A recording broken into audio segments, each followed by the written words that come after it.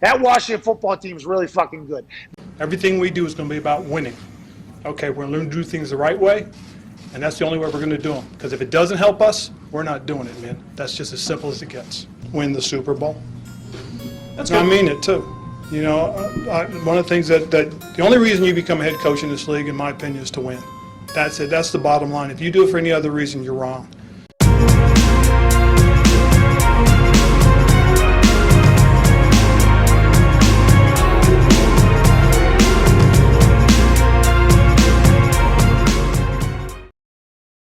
Hey, Washington football fans, welcome back. Okay, so I know we got the whole season ahead of us. We haven't played a regular season game yet, but I wanted to give you guys some draft prospects to watch, you know, maybe through the college season. So when the draft's coming up, we don't end up all reading off of, you know, the same rankings and, you know, just taking like the consensus word for who's great, because a lot of people get missed like that. And I want to give you guys a chance to watch some of these players before the combine numbers come out and everything like that, because stuff gets skewed. You know, a guy that a lot of people had as a third rounder will jump up to like a first rounder. That'd be terrible. But anyway, like I've tried to record this video several times, and I've ended up with long videos because I got like scouting reports written out for all these guys. But I'm going to try to talk about not the top guys in each position that we might need in the draft. I'm just going to get them out of the way and focus on some players that I think could help the team that might not be first rounders, you know. So with that said, we're going to start out with quarterback. And with quarterback, I'm going to go ahead and avoid Rattler, Howell, Slovis, and unfortunately Willis. So skipping over them because I think they're going to be the first four off the board. Next guy I really like is Carson Strong, and he's actually one of my favorite guys at quarterback in the draft. He's got a howitzer for an arm. He's 6'4", he's 220. Like, this guy could really work in Scott Turner's Air Coryell offense. You know, he's got good ball placement along with his big arm. So, yeah, this would be a great guy, and there's a chance he might shoot up the rankings, but I mean, those other guys seem pretty dug in. Unless they all crap the bed, I think we should be able to land Carson Strong, you know, late in the first or even in the second. Maybe. And then the next two quarterbacks here I'd like you guys to check out are Dorian Thompson-Robinson from UCLA. I really like this guy. I think he's super underrated. Like, he has some accuracy issues, but a lot of that is from his team, and honestly I think Chip Kelly too, his coach. I think some of his play calls are horrible, but Dorian Thompson-Robinson is a pretty elite athlete at quarterback, and this guy can gash you for 30-40 yards if he wants to. He's got a lot of shake, he's elusive. And then he also has a great attitude as a quarterback. Watching all of his interviews and stuff like that, I just love this guy's attitude and his poise. It's perfect for the quarterback position. So I really like this guy, and a lot of people are going to be like, what? No way. But, you know, check out Dorian Thompson-Robinson, and definitely, you know, check out some UCLA games this year. And I also like that mobile type of quarterback that's not getting this much hype is Jaden Daniels from Arizona State. Now, I don't know if he's going to come out this year, but I think he will. And he's 6'3". He just hit 200 pounds, though, before, in camp this year. He just hit 200 pounds. He's had trouble putting on weight. He was really thin, 6'3", 185. He's packed on 15 pounds. And this is a super toolsy guy. He's fast. He's got all the shake. He's a really serious I like DTR and Jaden Daniels a lot more than Emory Jones and De'Aaron King when it comes to mobile quarterbacks. They're getting a little more hype, but I think these two are better quarterbacks than them. I just think they throw the ball better, and they are just as athletic and freakishly gifted in removing ankles. So Jaden Daniels and DTR, Dorian Thompson Robinson, two mobile quarterback prospects to keep an eye on.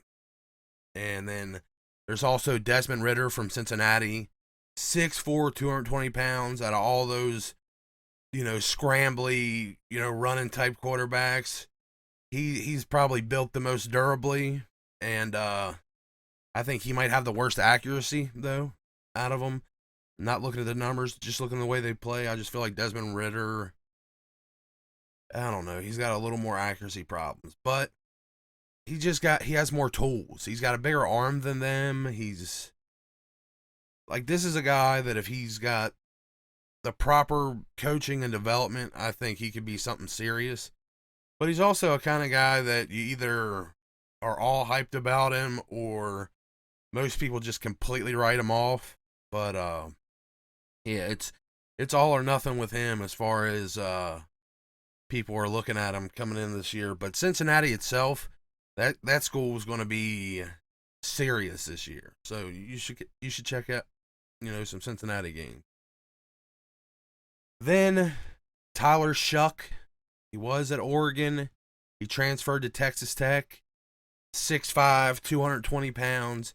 He's a big boy with a big arm and some nice wheels to boot.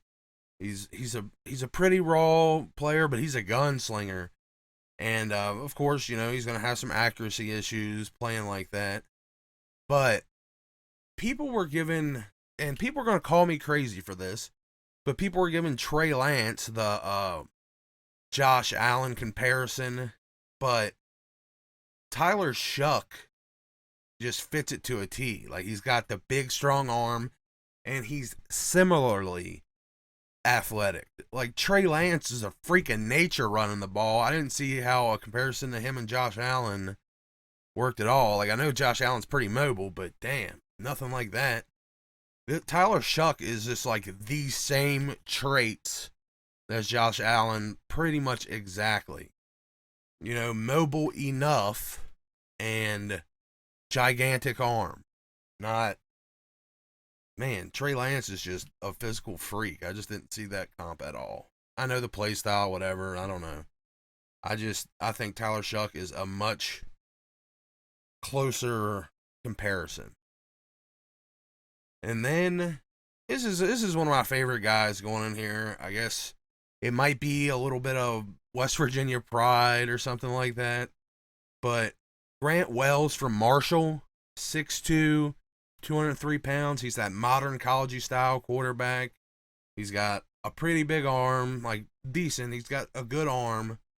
And, he's got a little bit of pitter patter to him. Like, he can run around a little bit. I jokingly, I like to call him the hillbilly Spencer Rattler, because they play that like modern college style of quarterback. And honestly, this guy to me looks like Taylor Heineke's final form. Like they have a very similar play style. And I think this guy can maybe be the out of nowhere riser. But honestly, playing in the Conference USA, he's probably not going to get any hype. But you should definitely check out some Marshall games. This guy, he does all that arm angle stuff that Zach had people calling Zach Wilson the Mormon Mahomes. And he also, was a shortstop in his baseball team, just like Mahomes. Maybe Wells is the Mountain Mahomes. A big difference I saw, a very positive difference that I saw between Wells and like Wilson or like those like college-y Johnny Manziel types is that when Wells was scrambling to make plays, like they might have been off schedule, but they weren't really off platform because he managed to get into like a strong throwing posture, if his legs lined up, even on the run. Like, he was really good at that. Like, he didn't do a lot of throwing across his body or with his stance all out of whack. Like, good fundamentals, you know? And this guy isn't going to be like a Pat Mahomes or anything like that. But I think, personally, he could be Taylor Heineke 2.0 with more upside. And a lot of us think that this team could get it done with Taylor Heineke. So here's a kid with a bigger arm, similar quickness, good processing, accuracy. He throws with anticipation. He's still young with a lot of untapped potential. This would not be a bad guy to watch.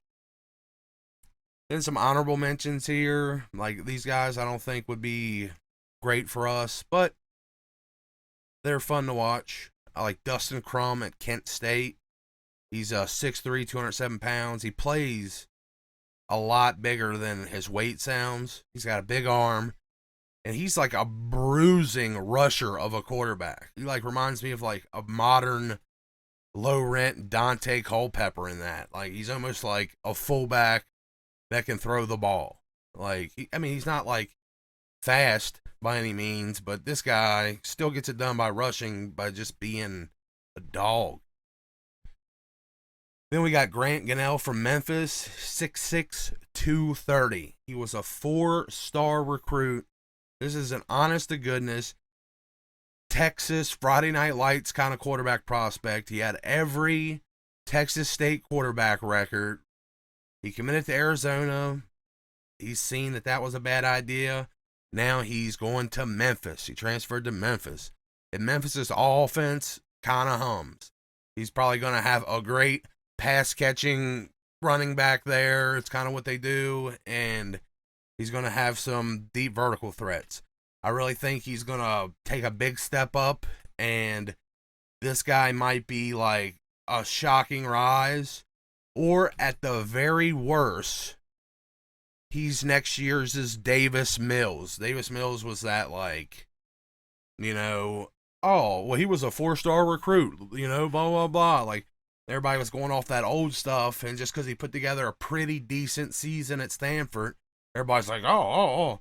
It ended up getting him taken in the 3rd round. So Grant Gunnell, I think, has far, far more potential than Davis Mills did. And just physically, athletically, he's got a bigger arm. He's got a better release. And this kid can move too. But he's definitely somebody that could shock next year and have people like, oh, Memphis' quarterback's pretty good.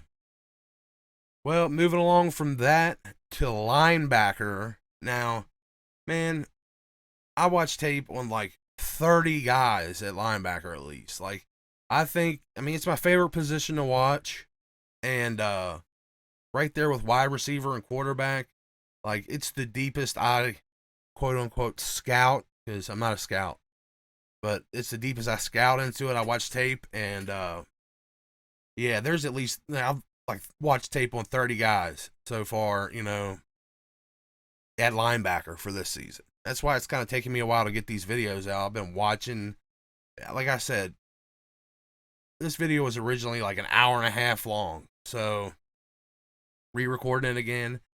There we are at linebacker. Now, Jamin Davis, unfortunately, I do not think he's like our franchise Mike. He can switch over, I think, and end up being a great will. But I just don't think he's cut out to be a Mike. And I just think we need help at linebacker. And regardless of if Jamin does, you know, succeed, if there's a place on this team for John Bostic, I'm so sorry to say this, if there's a place on this team for John Bostic, we still need help at linebacker. So that's just how it is. Now I'm going to skip over like some of the top rated guys. You know, Mike Jones Jr., he's probably one of the best linebackers in this class. Then Eddie Yolo Fascio.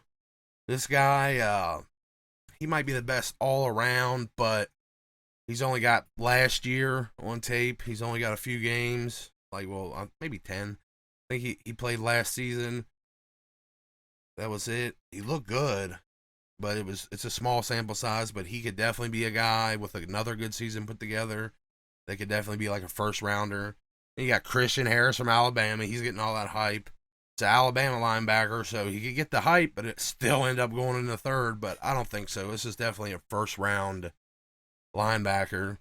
Then J.J. Doman, man, J.J. Doman is a hybrid safety outside linebacker. Then you got Demarion Overshone. Now, he athletically he's a beast, but I don't know if last I heard he was setting out for the season, so I don't even know if he's going to play. I hope so, because this guy is awesome to watch, and I think he could possibly be a first rounder. But all that aside, unrelated, completely unrelated here. Mike Renner on PFF brought up that he thought Tim Tebow could have been a good linebacker if he'd focused there instead of quarterback from a young age. Look at Doman. Look at this guy. Doesn't he? This is Tim Tebow at linebacker, right? Look at this guy. All right, yeah. Devin Lloyd also is a guy from Utah that I think could make a strong case for being a first rounder. But I know you guys are like, man, you just named off like 6 guys. Like, what's left? This is actually, I think, a very deep linebacker class. Like, there are starter quality linebackers far, far into this class. Like it's deep. But a little weird. I'm gonna start out with a conversion, a safety linebacker conversion. If you guys have been watching my stuff, you know I really like the idea of that. Like, I was big on Jacoby Stevens and Divine Diablo and Jamie Sherwood in the last draft. I thought they were safeties that could end up being, good linebackers. And the year before that, Isaiah Simmons. Like, I knew to take Chase, and I thought, I really liked the kind of player Isaiah Simmons was. So I thought it would be great if we could, like, grab Chase and then get, like, Jeremy Chin next. But the Panthers beat us to it. And I even liked Simmons' teammate, Tanner Muse, who played safety behind him. And now he's a linebacker for the Raiders. So, like, those were guys I liked. I kind of like that safety linebacker conversion because I just feel like a big safety like that, it's just so logical.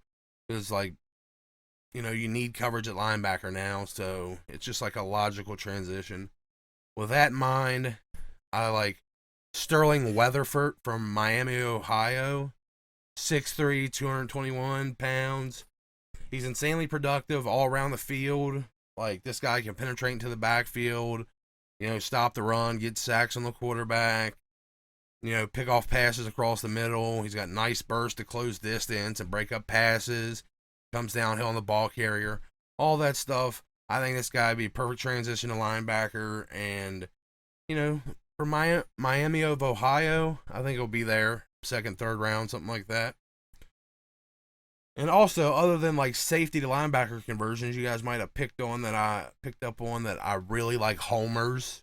And there's a pair of pretty close, kids that grew up in the shadows of Landover and Ashburn in Buffalo, University of Buffalo. You got Gaddafi Wright from Richmond. He's 6'3", 230. And you got James Patterson, 6 foot 230 from Maryland, and he's Jared Patterson's brother. And Wright's a great blitzing linebacker and a playmaker in coverage. I mean, he's consistent against the run too. And Patterson, he's like that leadership all around kind of linebacker. He's on the Butkus and Bednarik watch list. I mean, both of them are like all-around modern type linebackers. They're kind of good at everything. But I think Gaddafi Wright has the higher level of athleticism. So I think he'd be the way to go. But I'd be happy with either of these guys. I mean, Patterson's got that kind of football intelligence that like people credit John Bostic with. Like, except Patterson I think is a better athlete. So there's that. So, yeah, I like those Buffalo guys. You should check them out. And then, probably my favorite linebacker in the class, this might be my favorite player in the class, is Brandon Smith from Penn State. Now, he was behind, like Micah Parsons, like in Penn State. He was back a little bit. He did play pretty good. He played a pretty good bit last year, but it's going to be his show this year. And he's a 4-star recruit, 6'4", 240. He grew up and played high school ball in Virginia. So, he's another local kid, really. And, like I said, he just started getting like a good amount of snaps last season, and he has been crushing it. And, man, he's perfect to play Mike linebacker. 6'4", 240, freak athlete, not afraid to put his nose in it. Like, this guy would be the perfect Mike linebacker for us, I think. I know we got a whole season ahead to watch, but you should check him out. Brandon Smith at Penn State. Then we got some like super athletes here with Owen Pappoe from Auburn, 6'1", 226, 4-star recruit, 4'4", 40, and a 40-inch vert in the Sparks test or Spark score. He had 147.12 Spark score. He's explosive. He's agile. He's got great change of direction. Transforms his speed to power when he's coming downhill. Like, he can stack blockers. Owen Pappoe, I don't know. He might go in the first round, but he's not really getting that hype. I mean, after the combine, he'll probably end up being a first rounder, but I just want to talk about him. And in the same breath as him, you got Nakobe Dean from Georgia, another freak athlete. He's only 6 foot tall, 225 pounds. He's a 5-star recruit. This dude flies around the field. He gets a lot of comparisons to Roquan Smith. And he actually worked his way past Monty Rice on the roster last year. And Monty Rice is a pretty good linebacker. He ended up getting taken in the 3rd round. Well, Nakobe Dean kind of worked past him, took over his spot. So, anywhere from 1st to 3rd, this guy could go. And he'd be a great linebacker. Then there's 2 guys that aren't really getting as much hype. You got Dorian Williams from Tulane. He's 6'1", 220. Great coverage linebacker, and I like coverage linebackers. And hard-nosed, downhill hit. He reminds me of like he likes to hit guys a little bit. He's kind of like Nick Bolton was last year, but with really good coverage ability. So keep your eye on Dorian Williams from Tulane. We could definitely do a lot worse. We're doing a lot worse with some linebackers than Dorian Williams. Then there's Nate Landman from Colorado, 6'3", 235, jack of all trades, hard-hitting, playmaking linebacker. I really compare him to Pete Werner from the last draft here as a prospect. And he went in the 2nd round to the Saints. Landman when he started out, he showed that he was really good in coverage and, kind of good at everything. And then they kind of moved him away from it and had him playing more traditional, like downhill linebacker. But he has shown in his, freshman year or sophomore year, he showed that he was good in coverage. He just hasn't done much of it lately. So I think it's just more of a role thing than he can't do it anymore. But I think he's a really underrated prospect in this draft. And, man, I just love the pop he has on his tackles. So Nate Landman from Colorado is a good kid to watch. Then there's a couple super underrated underdogs, undersized, scrappy playmaking linebackers. You got Jihad Woods from Washington State. He's billed as 6'1", 230, but if you look at this guy, there's no way he's 6 foot tall. Like, I'd say this dude's like 5'10". Regardless of that, like, this guy makes plays. I think he's a lot like Grant Stewart from the last draft, Mr. Irrelevant that went to the Buccaneers. And he's actually having a pretty good preseason so far. But, yeah, he's like that undersized fire plug, like high motor type guy. And he had 141 tackles in 2019. They had 3 passes defense, 3 sacks, 2 forced fumbles, and an interception. So, I mean, this guy, he definitely produces, even if he is undersized. Like, this guy, high motor, all go. And this guy, man, this is like, the gods are cruel, okay? Because this kid is a beast. He's 5'9" and 210, but in 2019, he had 127 tackles, and 18 and a half of them were for a loss. He had 4 sacks, 3 interceptions, 3 forced fumbles, and 1 pass defense. Okay?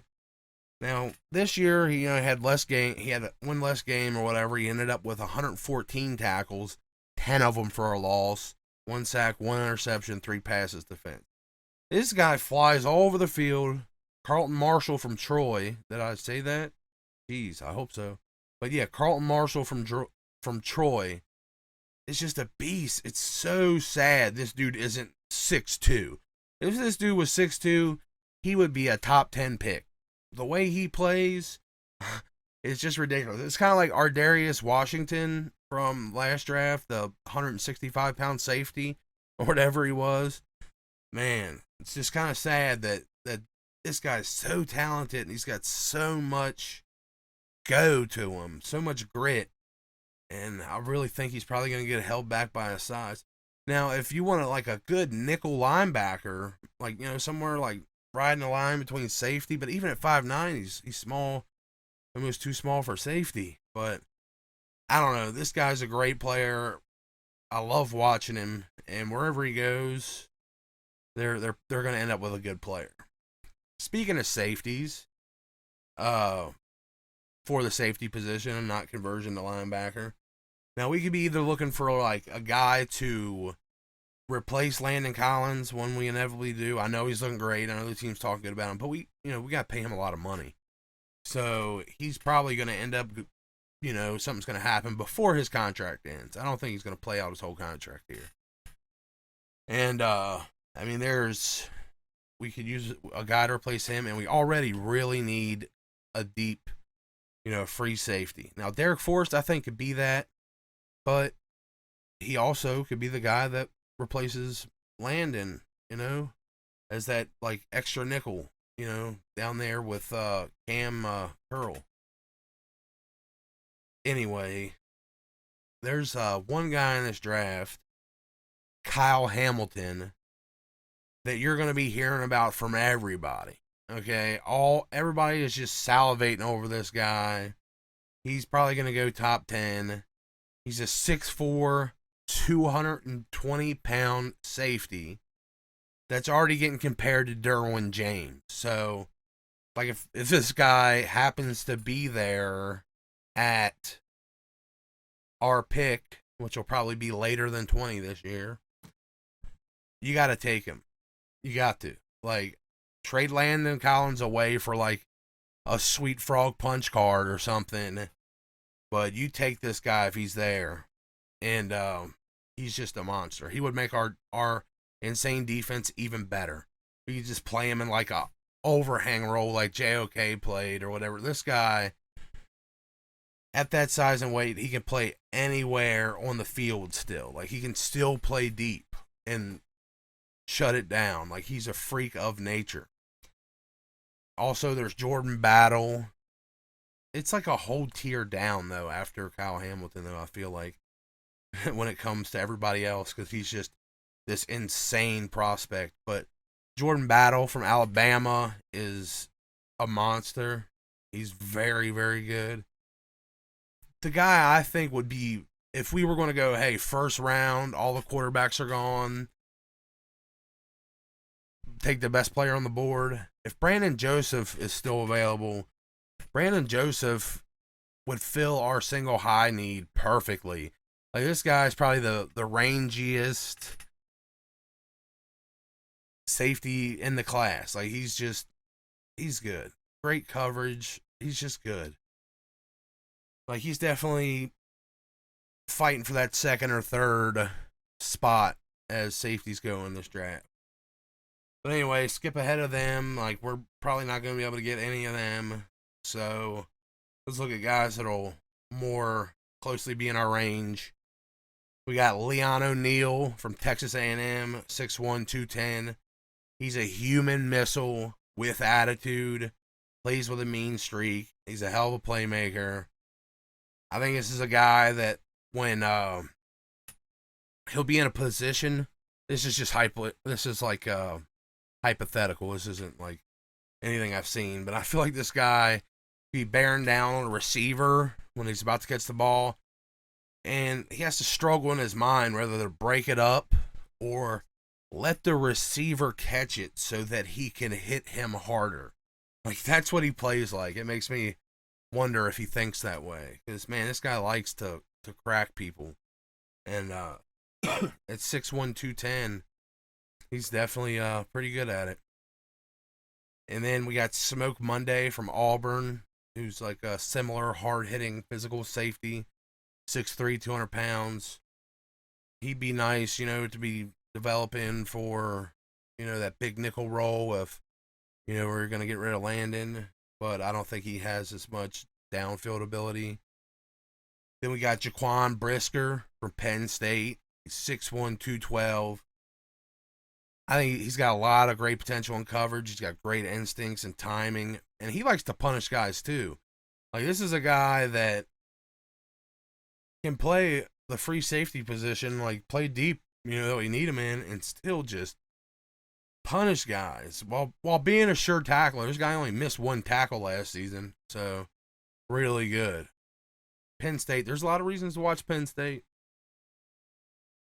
Bubba Bolden from Miami, 6'3", 200 pounds, big, physical, and rangy. He flies around the field, and now he's been hot and cold, so far.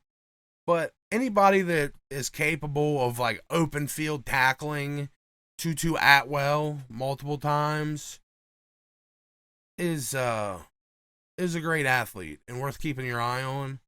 And honestly, look at this. You saw it. Yeah. You guys all thought it. You saw that gigantic Miami safety there with a number 21, and you're like, got little flashes. Now, I know they aren't comparable, but still, it kind of got you a little bit. Like, man, it might be time for us to get another Miami safety. And then these guys, I think, are pure free safeties. Like, these are the kind of guys we just put over the top. And they're both teammates. You got Trey Sterling and Kobe Harvell Peel from Oklahoma State. Trey Sterling has great coverage abilities. He's pulled down mid to high 80 PFF grades in coverage the last 2 seasons. I think he's got to be, perfect up there. And he's going to be later in the draft. Like, this guy is not getting any hype. So, as a true free safety, I think he'd be perfect for us. And his teammates, Harvell Peel, is 6', 207. He's rangy. Got great anticipation and instincts. Like, he's up there. Like, he tracks the ball really well. And I think he fills a role that some of the guys we have just couldn't. He's faster. He's got more range over the top. Like, definitely would be good for us at free safety. And then I'm going to use my last free safety here to transition to the next group, which is corner.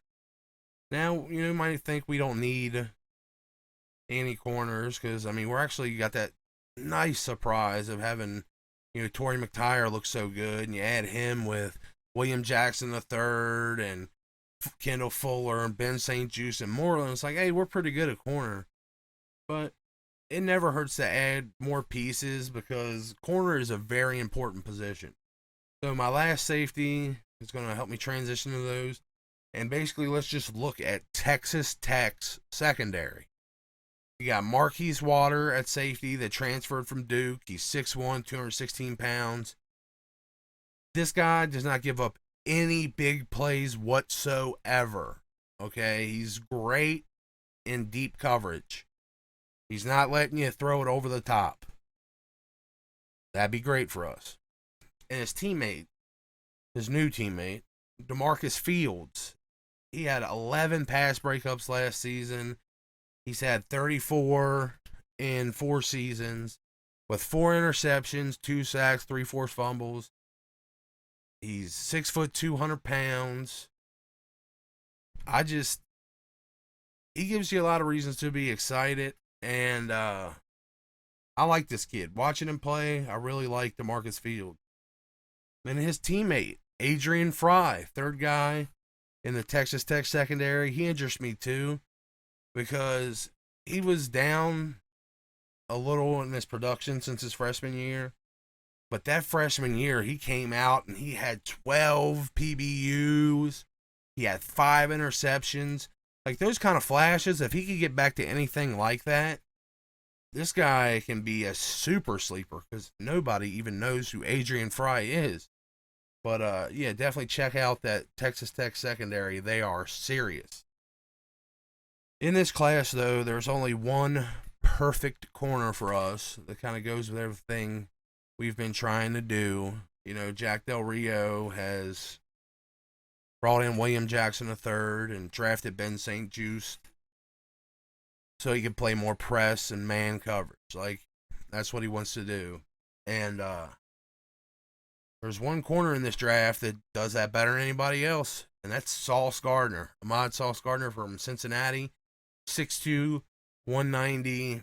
Now, cornerbacks tend to take about 3 years to develop, and we have William Jackson III for 3 years, or like 2 years at the time. So this guy would probably, I mean, I think he'd be ready to start out the gate. Like he'd be a corner that's pretty close to ready for the NFL. And if not, you know, he's right there when William Jackson III's contract ends. He'd be ready to go, seamlessly step in with Ben St. Juste, and he played more press than anybody in college last year and at the highest level. And he's 6'2", he's got nice length that helps him play just like Juice. And he looks like he has elite speed too. So he can help our secondary continue to be elite after William Jackson III goes. And plus reuniting him Derek Forrest is cool. And also, guys, just think. Our secondary would be Juice and Sauce.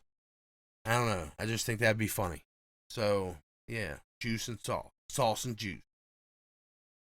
Next up, I believe that's me. We're going to go, I'm just combining, we don't really need any wide receivers. So I'm just combining it and offensive weapons. These guys are offensive weapons. Now, this past draft, I really thought we should take a look at Antonio Gibson's teammate, monster dual threat running back / wide receiver, Kenneth Gainwell. Now we have to contend with him twice a year as an Eagle. I also thought UCLA's dual threat, Demetric Felton, that went to Cleveland, was a good option too. There's a couple other guys like that, Kylan Hill. There was a couple dual threats. And with our emphasis on flexible players, you got to think Scott Turner when he gets everything where he wants it, and he's taking full advantage of Gibson and Samuels.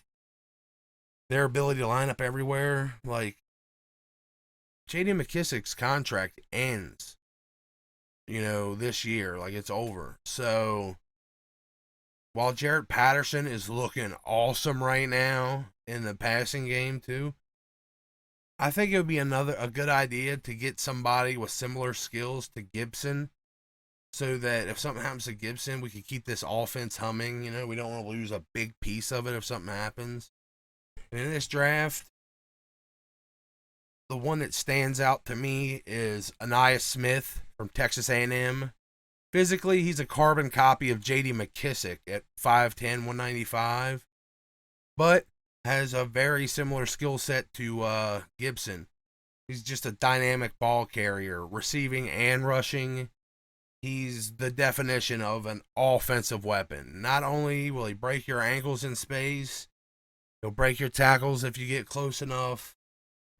He's, I think, would be the perfect replacement for J.D. McKissick.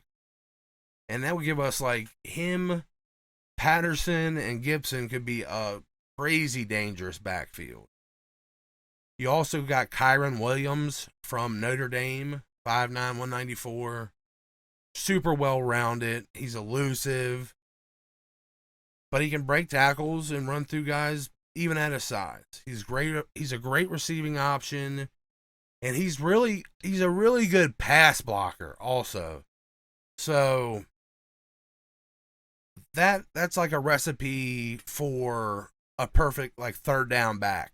If this guy's a good receiving option, good carrier of the ball, and he's good at pass blocking, then this is your third down back right here. Like, this is a great replacement. This guy perfectly replaces McKissick's skill set, and Ainias Smith gives us a backup for Gibson's skill set. You also have Eric Gray, Tennessee transfer to Oklahoma, 5'9", 205. If for some reason Jarrett Patterson doesn't work, Gray's a pretty similar back. You know, he's got a little more high-end athleticism, I think, but he's still not the football player that Jarrett Patterson is. But if something doesn't work out with Patterson, this guy would be a nice fit. Now, out of the play, the skill positions here, I really don't think we need much in the way of a wide receiver, but if we did, we would need like a big bodied, like contested catching type, and we'll call them quarterback's little helpers. You know, if we get a guy like, if we needed a guy like that to upgrade Cam Sims or AGG, you know, depending on if, you know, they're still on the team. Now, these guys would probably be late first round or second round picks, but if Ron and Scott would feel the need to get like this kind of guy, like a big bodied contested catcher, yeah, they have to go round 1 or round 2 to get these guys. You got Drake London from USC, 6'5", 210. He plays football and basketball at USC. Big body contested catcher, and this guy's a bulldozer after the catch. He's got insane contact balance and strength. And he's got enough speed to get separation, but he does his best work in traffic. He also has great change of direction, like when he makes catches. That makes him kind of elusive for what he is. Like, there's tons of plays of him catching the ball and then hitting, you know, a quick change of direction to pick up more yards. He's got a little shake to him for as big as he is. But you also have Treylon Burks from Arkansas, who's 6'3", 232. This guy's special when it comes to big-bodied wide receiver types because, first of all, 232, he is a big boy. And second of all, he's got great speed with it. Like, he isn't the tank that Drake London is, but I'm pretty sure Burks wins a foot race easily between these two. And if real life was Madden, this dude's definitely got like 99 spec catch. Like, he's come down with some crazy catches. And I'm not trying to make a comp. I'm just trying to like give you like a play style kind of thing. I think this guy's play style is somewhere between like DeAndre Hopkins and like Mike Evans. Somewhere in there with the way he plays. I'm not saying he's the athlete of those guys. Maybe he is. I'm not saying he is. But play style wise, he kind of plays like that. And last, but certainly not least, it's actually most if we're talking about physical area occupied by the player, is offensive lineman. Now, we're pretty good at offensive line right now, but it's a long shot that Brandon Sheriff comes back next season. And when you're a guard that good, strengthens the tackle position. So our right tackles are always going to be a little better playing next to a guy the caliber of Brandon Sheriff. Now we got Flowers and Schweitzer that could take over when he leaves. But I think eventually Cosme will be our franchise left tackle of the future. I think Sadiq Charles has a chance to be a solid, franchise right tackle. And I'd really like somebody of Sheriff's potential to replace him. Like, no disrespect to Schweitzer, but I mean, he's really solid, but I want like more confidence in the player replacing Brandon Sheriff. Now, if it happens that we could go out and draft higher value, we could draft a really good right tackle as well, or somebody so good that it keeps Cosme at right tackle. We could go that route too, but I think, just with replacing Sheriff in mind, it would have to be a first round pick. Most of these guys, it would have to be a first round pick if you're going to replace Sheriff with somebody of comparable stature. 6'5", 315, 505, 40, 23 reps coming out. He was super strong. He was mauling. Sheriff was a monster, and we've seen how he played. I thought the best opportunity to replace him with a similar player in the last draft would have been Tevin Jenkins. Injuries aside this season, I thought that guy matched up as a replacement perfectly. I also thought Kendrick Green, that I think ended up going to the Steelers. He had stylistic traits like him too. Now, we don't have a shot in this draft of landing Evan Neal, Jackson Kirkland, or Tyler Lindenbaum. We don't need Tyler Lindenbaum. But because of Tyler Lindenbaum being the center version of Quentin Nelson as far as sure things go, I think that pushes down some players so that we could get them at our place or later on. And if we're going first round, I think Kenyon Green is the perfect replacement for Sheriff. 6'4", 325 pounds, 5-star recruit. He was a true freshman starter. Green's a perfect replacement for Sheriff, I think. Hands down. He's going to go pretty high in this draft, but he might fall to us being, there's 3 offensive linemen ahead of him, probably in the pecking order. He's definitely better suited to guard at the next level. And this guy's just a mauler. He's nasty. Perfect replacement for Sheriff. Just perfect. And then, a lot like him is Akeem Ekwonu. 6'4", 325. Right there with Green. I think right behind Green as the best, guards in this draft. He's a dominant run blocker, a hard finisher. He actually does justice to the term road grader. He had a 91.2 PFF run blocking grade as a sophomore. They also describe him as agile and long, but I just think this guy is super underrated. I think he's a monster.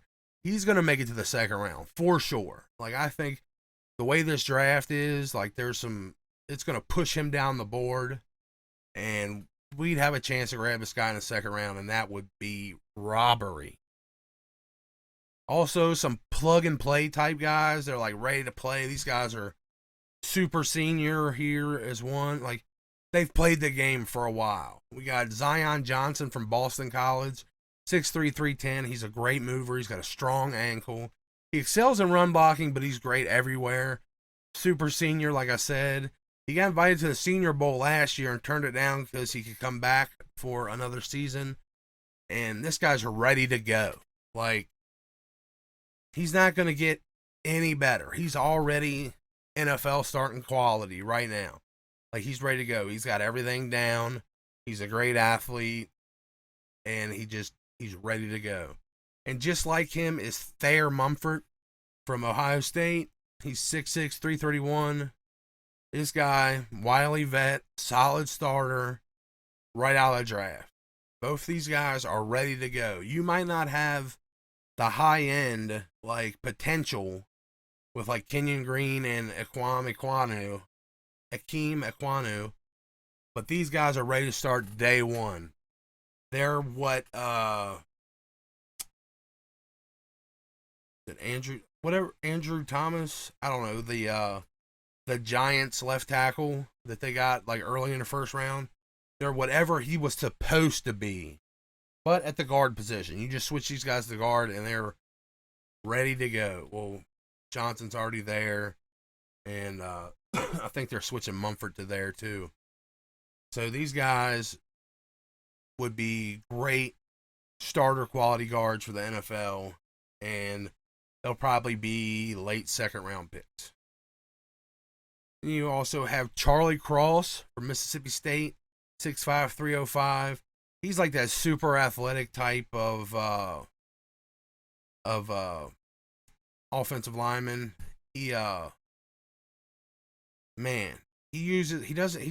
have the best anchor, but he uses his athleticism to keep his quarterback clean. And if he could add a little size and strength, which I think he will pretty easily in a NFL strength and conditioning team, he just has the kind of feet you can't teach. Like, he's just got elite, like, he's got great feet. Like, he keeps it moving, resetting, he redirecting. Like, he's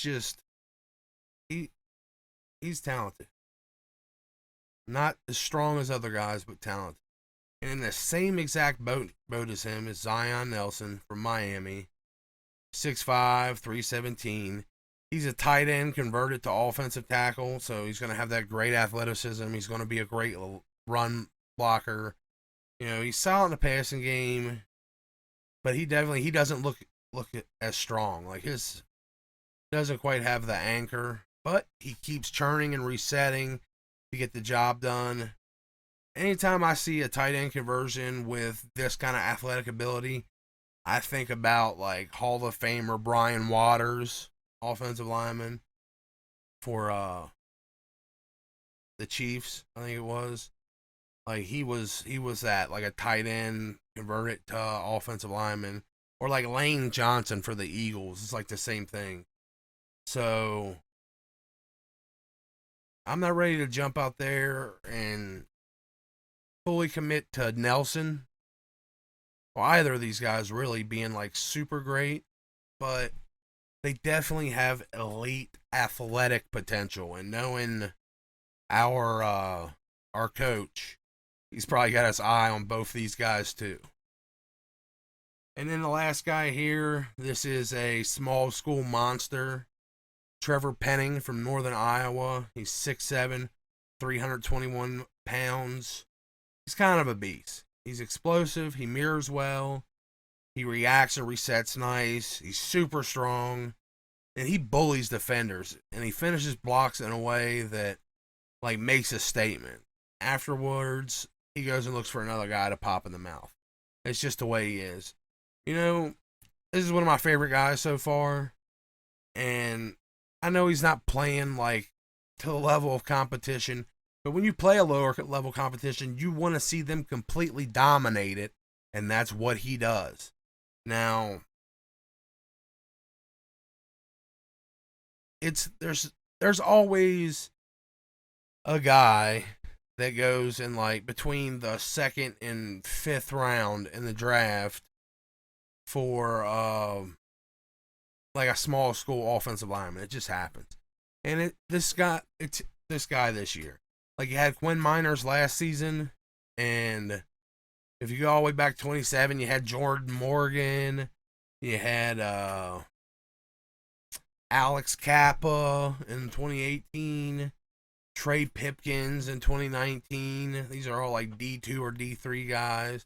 Ben Barch in 2020. And then, like I said, Quinn Minor's D3 player last year. So it always happens, and I think Trevor Penning is that guy this year. And I think he definitely has potential. Well, there it is. I'm done, finally. I wish I would have been able to, go through all the kind of scouting reports I had written out for all these guys, but I had to break it down, try to do it pretty quick there. And hopefully this video isn't anywhere near as long as the others, because that would suck. But yeah, if you guys watch this excruciatingly long video, I appreciate you. I love you. Thanks for watching. Peace.